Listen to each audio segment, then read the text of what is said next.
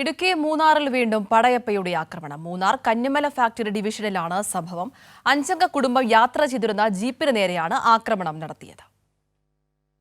രാത്രി 11:30 സംഭവം. മൂന്നാർ കന്നിമല ഫാക്ടറി ഡിവിഷന് സമീപം ആശുപത്രിയിലേക്ക് പോകാനിറങ്ങിയ 5 അംഗ കുടുംബത്തിന് നേരെയാണ് പടയപ്പ ആക്രമണം നടത്തിയത്. രാത്രിയായതിനാൽ ഇരുട്ടിന്റെ മറവിൽ നിന്ന പടയപ്പയെ ഇവരുടെ ശ്രദ്ധയിൽപ്പെട്ടില്ല. ജീപ്പ് സ്റ്റാർട്ട് ചെയ്തപ്പോൾ ജീപ്പിന് മുൻപിലേക്ക് പടയപ്പ എത്തുകയായിരുന്നു. ജീപ്പിന് കേടുപാടുകൾ സംഭവിച്ചിട്ടുണ്ട്. Munnar town, Eravikulam national park, Marayoor Munnar പാത എന്നിവിടങ്ങളിൽ പതിവായി ഇറങ്ങാറുള്ള ഒറ്റയാൻ പടയപ്പ പൊതുവെ ശാന്തനായിരുന്നു. അതുകൊണ്ട് തന്നെ മൂന്നാർ നിവാസികൾ കാട്ടാനയുടെ അടുത്ത് ചെല്ലുക പതിവാണ്. എന്നാൽ പതിവിന് വിപരീതമായി ഇപ്പോൾ പടയപ്പ ആക്രമണകാരിയാണ്. കാട്ടാനയുടെ ആക്രമണ സ്വഭാവം നിരീക്ഷിച്ച വനംവകുപ്പ് ഒറ്റയാൻ മതപ്പാടിലാണെന്ന് മുന്നറിയിപ്പ് നൽകിയിട്ടുണ്ട്.